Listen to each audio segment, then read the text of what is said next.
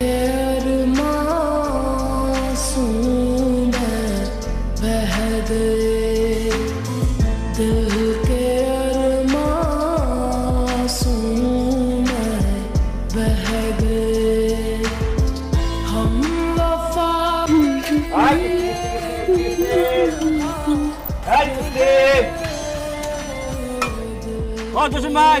ঘর থেকে বাইরে আসেন, কিস্তি টাকা নিয়ে আসেন। ভাইজানের ডাইকা কোনো লাভ হইব না, ভাইজানে বাড়িতে নাই। আপনার ভাইজান বাড়িতে নাই? তাহলে ভাবি কিস্তির টাকা নিয়ে আসেন। ভাবির ডাইকাও তো লাভ নাই, ভাবিও বাড়িতে নাই। কি বলেন? আপনার ভাইজান ভাবি কেউ বাড়িতে নাই? কই গেছে তারা? ভাইজান ভাবির নিয়ে শ্বশুর বাড়িতে বেড়াইতে গেছে। তাকে কোনো আক্কেল নাই? সে জানে না আজকে সোমবার কিস্তির টাকা দিতে হইব? সে কোন আক্কেলে বউ নিয়ে শ্বশুর বাড়ি বাড়িতে গেছে? সে কি ভাবছে শ্বশুর বাড়িতে গেলে তার কিস্তির টাকা দিতে হইব না? কত সোজা না। আমি বিজান বাইসা থাকতে কিস্তির টাকা কেউ মাইরা খাইতে পারবো না। শ্বশুর বাড়ি থেকে কিস্তির টাকা আদায় করুন। বলেন তার শ্বশুর বাড়ি কোথায়? তেতুলিয়া। হ্যাঁ তেতুলিয়া। তেতুলিয়া মানে কোন তেতুলিয়া? কেন বাংলাদেশের শেষ প্রান্তে তেতুলিয়া। এখন রওনা দিলে আপনার 2 দিন লাগবে যাইতে। বিসমিল্লাহ কই রওনা দিয়ে কেন? ওরে আল্লাহ রে, আপনার ভাই কি বিয়ে করার জন্য জায়গা পেল না? সে বাংলাদেশের শেষ পর্যায়ে গিয়ে তার বিয়ে করতে হইব। এখন আমি তেতুলিয়া যাবো কিভাবে? এত সময় আর যাওয়ার ভাড়া কোনোটাই তো অফিস আমার দিবে না।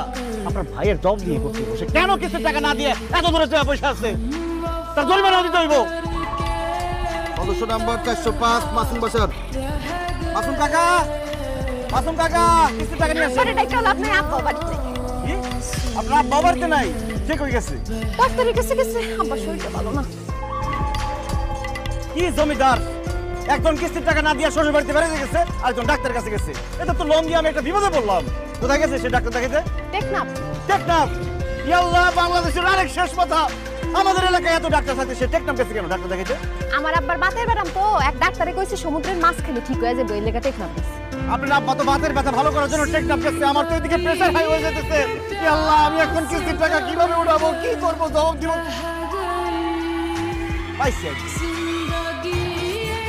টাকা শোধ না করে মাছ মাংস খাইতেছে এখানে বসে বসে না? কি করতেছেন আপনি? আরে সিস্টেম মধ্যে হাড়ি বাতি লেগে ঢুকাইতেছেন কেন? ও বুঝতেছেন না কেন ঢুকাইতেছি? এটি সব বেচ্চা আপনার বাপের আর ভাইয়ের কিস্তির টাকা পরিশোধ করবে। এনে মুরগির মাংস রান্না শুরু করছে।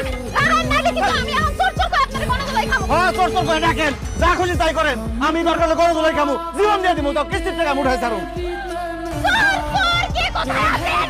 চোর আমগো বাড়িতে চোর আইছে। তাড়াতাড়ি আহেন, চোর আইছে, চোর ধরেন, চোর ধরেন।